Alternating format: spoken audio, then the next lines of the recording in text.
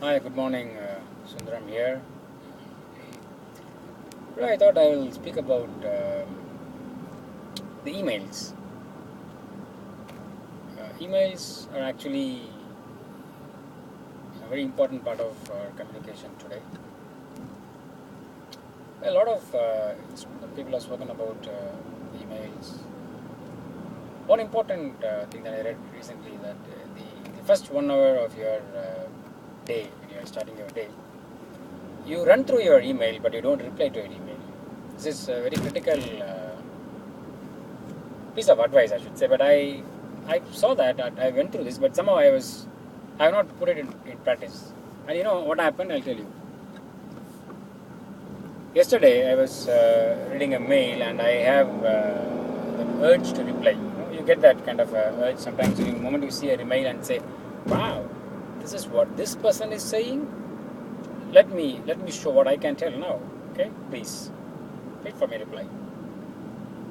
And that exactly happened, and I immediately wrote something. And before I could press the send button, I thought for a minute, should I hold it or not? But then I couldn't hold it. I sent it across immediately, and it had a chain reaction. Immediately, the other person he replied, and he had a list of things against my response, and I had an immediate rush of blood, and I wanted to immediately reply to that mail also. But I stopped for a minute. I replied to him in a more nice, polite manner. But I thought I will discuss with one more person before I put the send button. So I put on hold. It went into the save draft. The person whom I thought I will discuss, who is also involved in the entire conversation, was not available. He was on a meeting. So it took almost 20-25 minutes later he came, and then I had a chat with him. And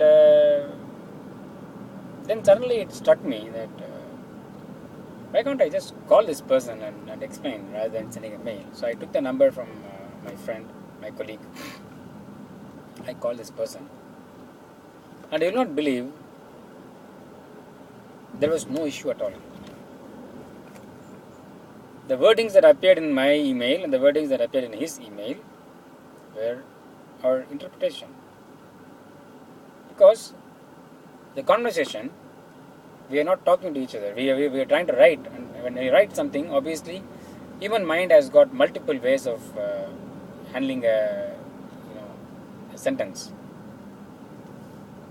And a reply to any mail which has got an issue, so obviously will appear as if that other person is trying to defend or trying to attack whatever it is. You don't really go through it to understand what will be the.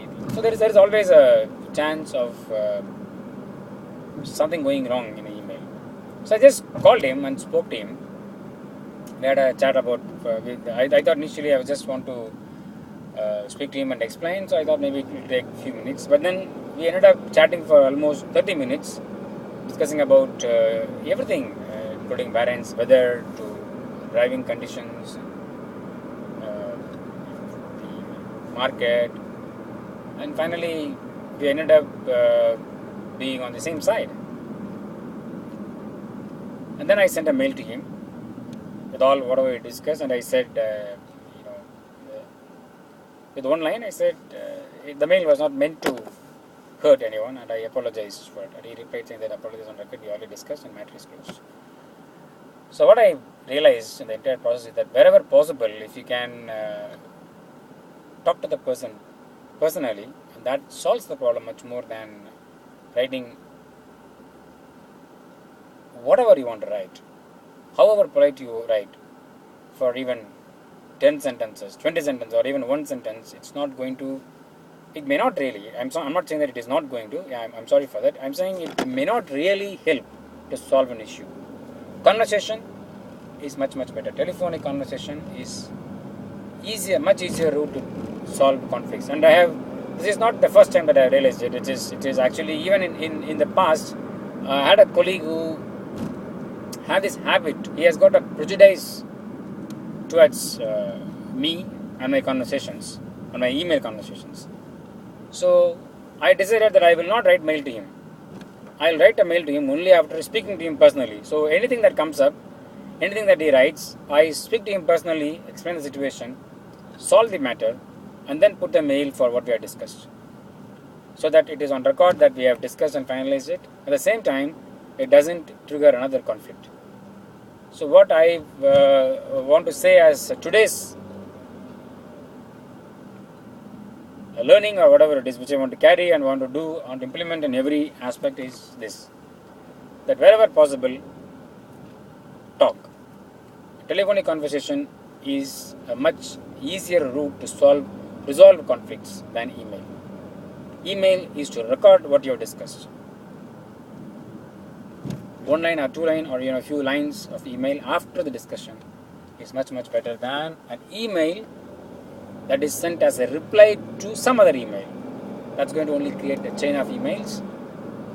It's not going to help anyone. It's only going to help probably to increase the medical cost, because it's going to increase the blood pressure of each and everyone involved in this. And you want to think about it.